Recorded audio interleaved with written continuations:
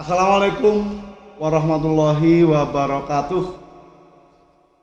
Selamat siang kepada semua pemirsa vlog ataupun channel media sosial Madrasah Tsanawiyah Negeri Semarang. Salam sejahtera untuk kita semua. Pada siang hari ini kepada pemirsa akan kami sajikan sebuah perbincangan yang hangat, yang berbobot dan aktual di masa pandemi seputar pengelolaan kegiatan kesiswaan di madrasah. Oleh karena itu, di samping saya ditemani hari ini dengan Bapak Agus Santosa, SPD MPD. Selamat siang Pak Agus. Ya, selamat siang Pak Amin. Baik, untuk pemirsa kita yang bertanya bagaimana, maaf ini saya betulkan kadang sambil ngomong ini kadang juga turun, bahwasannya untuk pemirsa kita banyak yang bertanya, orang tua atau mungkin juga pemirsa, pengelolaan kesiswaan di madrasah di masa pandemi itu bagaimana. Nah, oleh karena itu kami akan mengajukan beberapa pertanyaan. Ini rileks aja Pak Agus, sambil ngobrol santai begitu. Kita lepas saja Pak Agus. Oke. Karena ini juga kita sudah divaksin ya Pak Agus ya. Pak Agus sudah vaksin belum? 2 kali. Sudah 2 kali. Alhamdulillah. Berarti kita insya Allah sehat. Yang pertama Pak Agus, kami tanyakan di sini adalah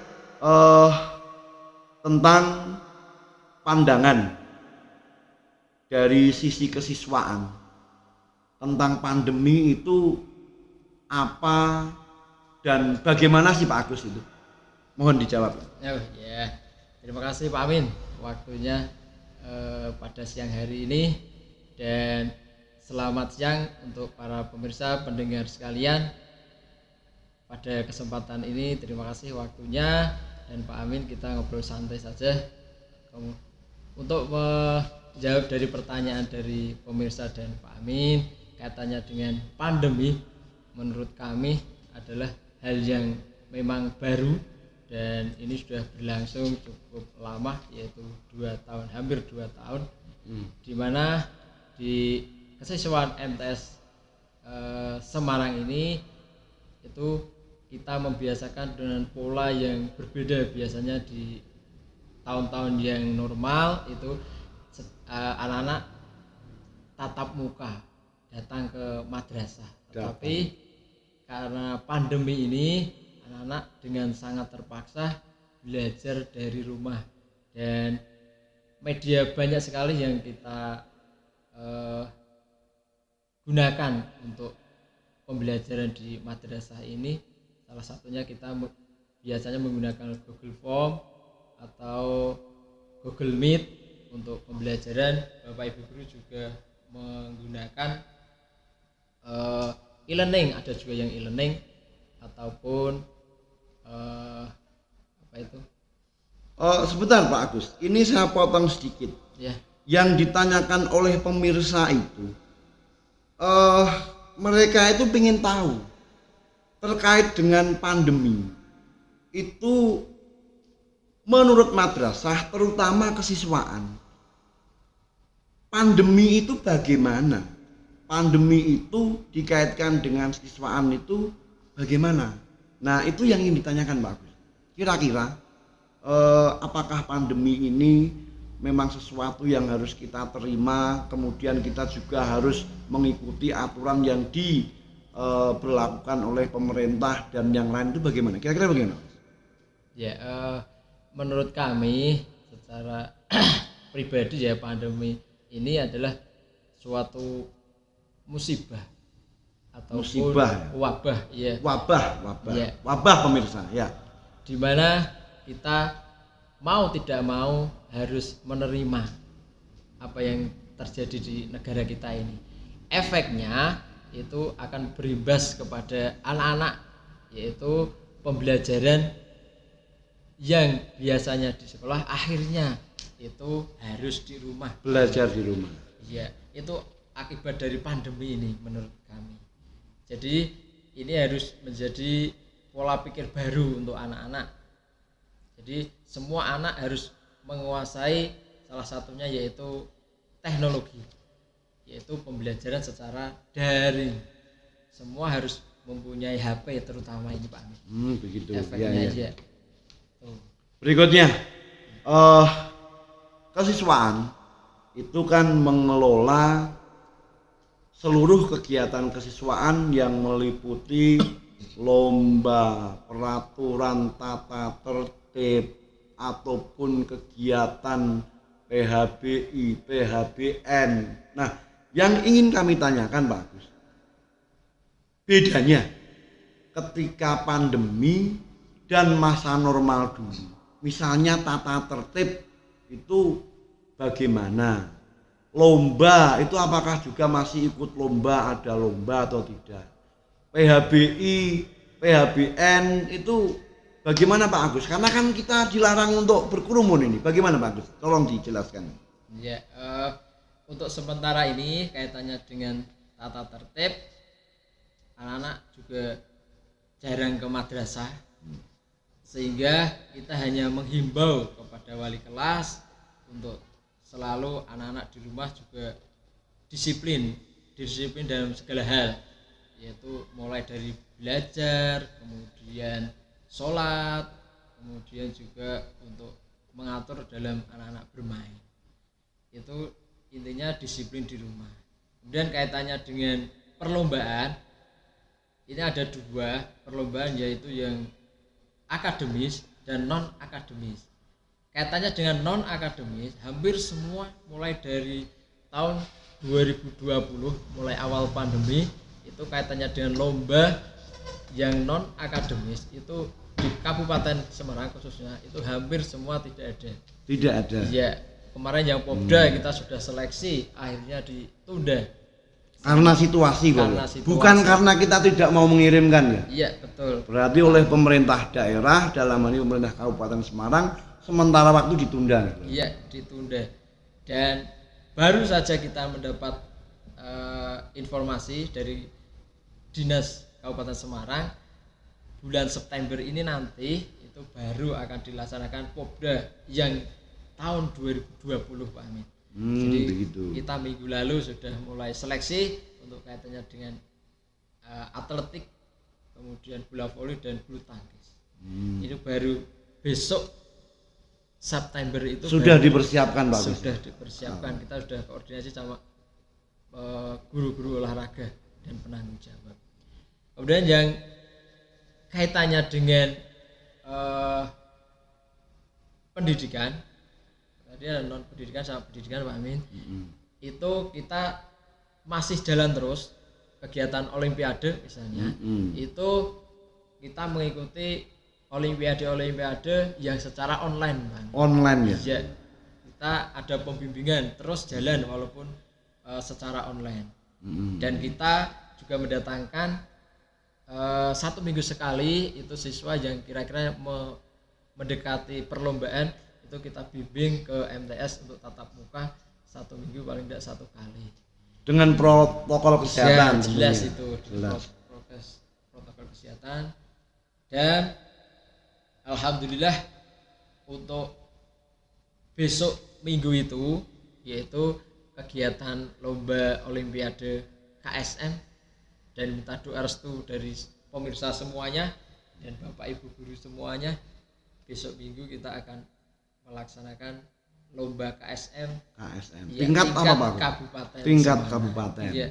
Nanti 1 bulan lagi akan tingkat ke provinsi dan nanti nasional. Semoga kita lolos. Kita minta doa restu dari semuanya, pemirsa dan Bapak Ibu semuanya. Ya. Kemudian satu lagi kaitannya dengan PHBI Pak Amin.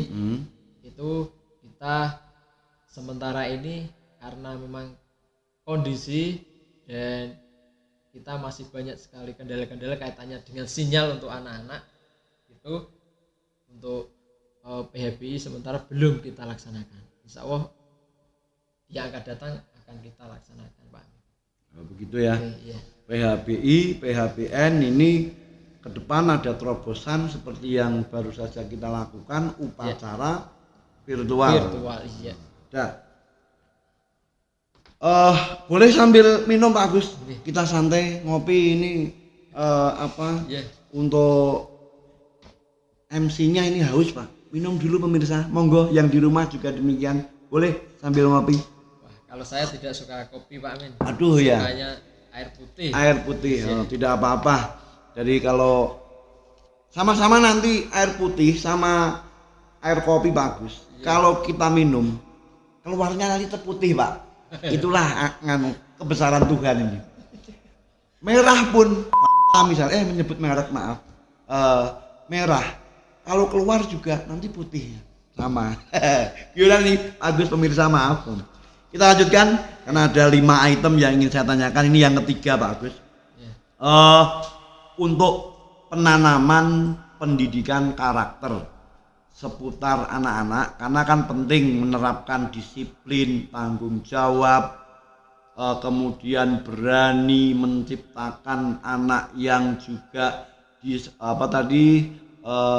mandiri. Nah seperti itu, tatap muka kan penting, tapi sekarang pandemi. Nah kiat-kiat untuk menciptakan, menanamkan karakter termasuk anak yang berwawasan luas seperti visi misi madrasah ini itu bagaimana caranya dan cara mengecek atau mengkoreksinya itu gimana Pak Agus? Kan penting itu, gimana? Ya, kaitannya dengan siswa kita memang terkendala karena kita tidak langsung ketemu. Tapi kan tidak boleh dilupakan Pak. Oh iya. Walaupun demikian pendidikan karakter itu tetap harus ditanamkan ke anak. Iya betul. Nah kita koordinasi yang pertama koordinasi dengan wali kelas. Wali kelas. Ya, wali kelas disuruh untuk selalu mengingatkan anak-anak untuk selalu disiplin. Kemudian wali kelas juga harus contoh disiplin itu apa Agus misalnya? Ya, biasanya ketika mulai jam 7 pagi itu anak-anak harus belajar. Setiap hari kan ada pembelajaran atau materi yang disampaikan oleh guru. Absen bagus ya. Ya absen. Nah, ini Bapak Ibu guru untuk bapak-bapak ibu orang tua wali yang di rumah. Nah, jam 7 putra putri Anda itu harus absen. Online ya Pak Agus ya? Online ya. Online untuk mengikuti jam pelajaran. Disiplin itu salah satunya. Bapak Ibu guru, Bapak Ibu wali murid harus memastikan itu. Tolong kita bekerja sama, salah satunya untuk berdisiplin harus absensi mengikuti pembelajaran. Nah tadi salah satunya itu. Lanjut Pak Agus. Oke, selanjutnya ada setiap Bapak Ibu wali kelas itu membuat grup untuk wali siswa Pak. Jadi biar bisa memantau putra putrinya itu di rumah itu ada grup WA khusus untuk Bapak Ibu wali. Nah, pastikan Bapak Ibu masuk menjadi grup WA dari kelas putra putri panjenengan. Kalau belum Bapak Ibu pantas bertanya kenapa. Oke lanjut Pak Agus. Kemudian yang terakhir itu dari Bapak Ibu wali kelas itu membuat Google Form. Jadi Google Form itu isinya yaitu kegiatan anak setiap hari. Jam sekian belajar, kemudian jam sekian sholat, jam sekian sholat ya itu di Google Form itu. Apakah anak-anak sudah melaksanakan itu? Nah, itu adalah kiat-kiat beberapa yang kita laksanakan di madrasah kita ini Pak Amin. Buktinya Pak, kalau dia sudah sholat, dia sudah mungkin juga mengaji ya Pak Agus di rumah ya. Menghafal mungkin ya. Menghafal Al-Qur'an yang tahfidz ya. Buktinya apa yang bisa kita tunjukkan? Satu, ketika dia mengisi Google Form itu, link yang ada di kita share ke siswa itu, dia membuktikan foto Pak. Foto. Jadi foto foto Pak. Upload foto yang telah kita sediakan. Jadi ketika anak itu sholat, nah ketika itu ada bukti foto. Ketika mengaji ada ada bukti foto. Jadi melampirkan kegiatan sehari itu, Pak. Gitu. Iya. Nah, itu Bapak Ibu disiplin, terus kemudian harus berwawasan, tetap belajar, itu bisa dilaporkan melalui file laporan yang disediakan oleh kesiswaan. Dikirim, pastikan Bapak Ibu juga mengetahui hal ini. Iya. Terus poin yang keempat Pak Agus. Di masa normal, kadang kan ada siswa yang kadang juga punya perilaku yang artinya 1000 sekian siswa kita itu kan tidak baik semua Pak Agus kadang. Yeah. Nah mesti atau kadang ada 2-3 yang agak nakal, paribasanya itu mungkin punya pelanggaran gitu. Nah sekarang banyak laporan Pak Agus. Itu murid-murid kita ketika di rumah itu rambutnya pada gondrong Pak Agus. Pada gondrong. Nah pemirsa ini Bapak Ibu, banyak laporan masuk ke kita itu putra putri penjenengan, putra penjenengan, karena kalau putri itu bebas ya rambutnya panjang mau seberapa boleh ya. Yang putra itu panjang, ada yang disemir, padahal itu tidak boleh. Nah Pak Agus, penjenengan karena ini penting selaku kesiswaan, cara mengatasi anak, menegur anak, selain dari foto yang diupload, ketika anak-anak itu biar nurut bahwa MTS tidak boleh gondrong, tidak boleh semiran, itu bagaimana Pak Agus? Ini yang paling banyak sekarang dilaporkan. Bagaimana Pak Agus? Ya, langkah kita yang kita tempuh untuk mengantisipasi kaitannya dengan kedisiplinan anak di hal rambut itu Pak Amin, kita lihat di foto yang diupload itu kadang juga memang ada sekian anak yang tidak sesuai dengan aturan madrasah, karena rambut di madrasah kita kan ada 1, 2, 3, 1 cm, 1 cm, 2 cm, dan 3 3 cm. Itu aturan resmi yang kita terapkan. Tetapi karena sekarang ini memang anak-anak tidak ke madrasah, kita pemantauannya sulit Pak. Ya, pemantauan sulit, tetapi tidak berarti kita lepas tangan Pak. Alhamdulillah ya. Ini perlu diketahui pemirsa. Kita mesti cek terus ini kondisi anak ini. Iya. Kita di foto itu ada pendekatan satu. Kita langsung kan kita punya WA Pak Min. Kita ada feedback ketika anak mengirim tugas, kita kan melihat oh anaknya kayak gini. Ya itu kan kita bisa japri juga anaknya itu. Di situ juga ada nomor kontaknya. Ada nomor kontak. Ke orang tua bagaimana Pak Agus laporannya? Sebentar, ini kan untuk anak dulu ya. Oh iya, kita, anak dulu. Pertama kita japri, kita beri masukan bahwa rambut tolong untuk dipotong karena tidak sesuai dengan aturan. Itu langkah pertama kita. Kemudian yang kedua kita koordinasi dengan wali kelas, wali kelas untuk mengingatkan kalau anak itu memang sampai beberapa 1-2 kali tidak menginginkan pesan dari kami. Ya. Kemudian yang terakhir kita serahkan kepada Bapak Ibu wali siswanya nanti untuk mengingatkan putra putrinya itu. Oke. Nah ini saya sudah mulai jelas Pak Agus. Ini pertanyaan terakhir yang kelima. Harapan Pak. Kita bicara harapan. Karena kita juga tidak bisa berlama-lama dengan pandemi. Kita juga harus siap menyongsong ke depan itu tatap muka. Nah dalam hal ini Pak Agus, harapan dari kesiswaan menghadapi pengelolaan kesiswaan di masa pandemi ini agar semua tujuan visi misi madrasah, visi misi dan tujuan madrasah itu bisa tercapai terkait dengan penanaman pendidikan karakter dan yang lain seputar kesiswaan. Apa harapannya Pak Agus? Ya, untuk masa pandemi ini harapan kami tetap segera berlalu. Untuk pandemi ini segera berlalu. Iya. Sama itu. Semua orang ya semuanya berlalu pandemi ini. Semoga bagus. Amin iya. Amin. Kemudian memang seperti apa yang telah kami utarakan tadi, kegiatan untuk kesiswaan tidak 100% berjalan dengan sesuai harapan kami. Masih banyak sekali kendala-kendala yang butuh kerjasama. Iya, butuh kerjasama untuk semua pihak, khususnya Bapak Ibu wali siswa dan wali kelas. Jadi tidak henti-hentinya Bapak Ibu wali kelas itu mengingatkan kepada anak-anaknya untuk selalu disiplin dan mentaati progres walaupun di rumah.